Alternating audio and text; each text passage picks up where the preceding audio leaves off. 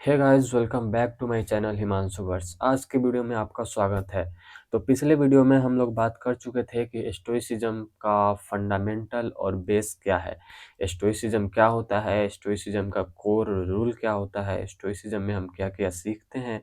और आज का वीडियो ये है कि हम स्टोइसिज्म को रियल लाइफ में कैसे अप्लाई कर सकते हैं और अपने लाइफ को इम्प्रूव कर सकते हैं। तो बने रहिएगा इस वीडियो के एंड तक, तभी आपको अच्छे से समझ में आने वाला है। अन्यथा आपको फिर से वीडियो देखने की ज़रूरत पड़ सकती है अगर आपकी फोकस कमज़ोर है तो चलिए वीडियो को शुरुआत करते हैं। तो पिछले एपिसोड में हमने समझा स्टोइसिज्म क्या है और उसका कोर आइडिया क्या है, कंट्रोल और नो कंट्रोल का डिफरेंस क्या है। लेकिन सबसे कॉमन सवाल ये होता है, ठीक है समझ में आ गया, पर इसको लाइफ में यूज़ कैसे करें। एग्ज़ाम प्रेशर, लोगों की बातें, गुस्सा, ओवरथिंकिंग, फ्यूचर टेंशन। आज के एपिसोड में हम देखेंगे स्टोइसिज्म का रियल सिचुएशंस स्टोइसिज्म को रियल सिचुएशंस में कैसे अप्लाई करें, स्टेप बाय स्टेप सिंपल तरीके से। तो चलिए इस वीडियो की शुरुआत करते हैं।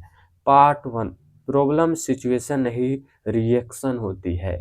प्रॉब्लम सिचुएशन नहीं रिएक्शन होती है, इसका मतलब यह हुआ कि आपके लाइफ में कोई भी प्रॉब्लम्स आती है तो उसको एज अ प्रैक्टिस की तरह समझो कि मुझे लाइफ में एक चैलेंज मिल रहा है और मुझे उसे लड़ना है, उसको ठीक करना है, ना कि उसे एक डिजास्टर की तरह समझो।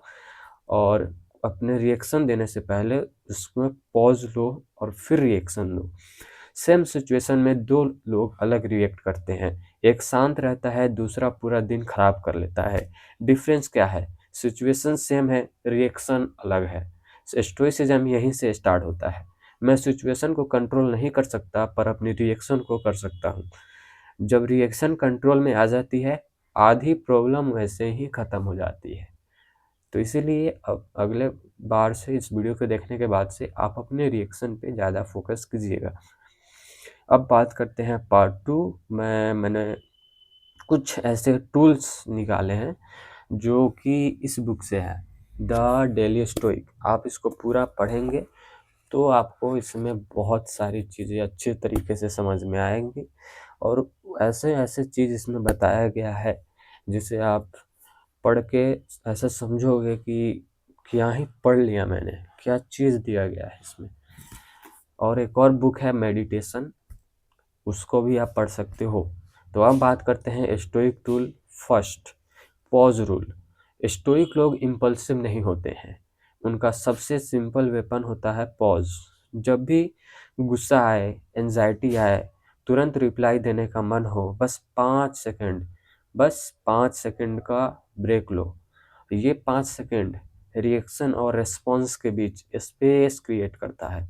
इस आइडिया को एपिक्टेटस ने सिंपल शब्दों में बोला था, चीज़ें हमें डिस्टर्ब नहीं करती, उनके बारे में हम क्या सोचते हैं वही हमें डिस्टर्ब करती है। एकदम राइट पॉइंट है एपिक्टेटस के द्वारा। अब बात करते हैं part number 3, Stoic tool second, negative visualisation. नाम सुन के लगता है निगेटिव सोचना, पर यह कॉन्सेप्ट उल्टा काम करता है। निगेटिव विजुअलाइजेशन का मतलब है कभी कभी सोचना, अगर ये चीज़ मेरे पास ना होती, जैसे हेल्थ, टाइम, फैमिली, अपॉर्चुनिटी, तो इससे क्या क्या होता। तो ग्रेटिट्यूड बढ़ता है। आखिर ये सब सोचने से क्या होता है? ग्रेटिट्यूड बढ़ता है, फियर कम होता है, अटैचमेंट लूज होती है।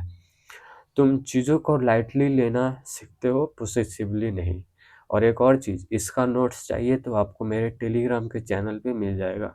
आप वहाँ से ले सकते हो, पढ़ सकते हो, समझ सकते हो और अपने लाइफ में अप्लाई भी कर सकते हो। और वीडियो जो है इसका पर्पस ये है कि इन चीज़ों को आसान तरीके से समझाना, बिल्कुल बेसिक लैंग्वेज से, जितना बेसिक हो सकता है, जितना सिंपल हो सकता है, उतना सिंपल लैंग्वेज में आपको समझाना। अब बात करते हैं part 4, stoicism versus overthinking. Overthinking का रूट होता है फ्यूचर का सिनारियो। स्टोइसिज्म कहता है फ्यूचर तुम्हारे कंट्रोल में नहीं है, पर प्रेजेंट एक्शन तुम्हारे कंट्रोल में है। स्टोइक इंसान फ्यूचर इमेजिन कम करता है, प्रेजेंट में एक्शन ज़्यादा लेता है। ओवरथिंकिंग कम करनी हो तो नेक्स्ट छोटा एक्शन डिसाइड करो, ना कि पूरा का पूरा फ्यूचर डिसाइड करो। अब आते हैं पार्ट 5, लोग क्या सोचेंगे। इसका स्टोइक आंसर क्या है? लोग क्या सोचेंगे ये एक साइलेंट प्रेशर है। स्टोइसिज्म का आंसर सिंपल है, तुम दूसरों के ओपिनियंस कंट्रोल नहीं कर सकते हो। तुम बस ये कंट्रोल कर सकते हो कि तुम हॉनेस्ट हो या नहीं, तुम डिसिप्लिन्ड हो या नहीं, तुम अपनी वैल्यूज फॉलो कर रहे हो या नहीं। स्टोइक इंसान अप्रूवल के लिए नहीं, अपनी वैल्यूज के लिए जीता है। इस बात को मार्कस ऑरेलियस ने अपनी डायरी मेडिटेशंस में बार बार लिखा है। तो यहीं तक था इस वीडियो में। अगर आपको कुछ भी समझ में नहीं आया हो, कुछ भी अगर मेरे से बातचीत करना हो, तो मैं डेली लाइव आता हूँ 7 बजे शाम को। और कोई भी चीज़ जैसे नहीं समझ में आया हो तो कमेंट कर सकते हैं, तो मैं उसको बेसिकली डेफिनेटली उसको मैं रिप्लाई दूंगा। तो आज की वीडियो में इतना ही, मिलते हैं अगले वीडियो में। तब तक के लिए बाय। सोच बदलेगी, दुनिया बदलेगी।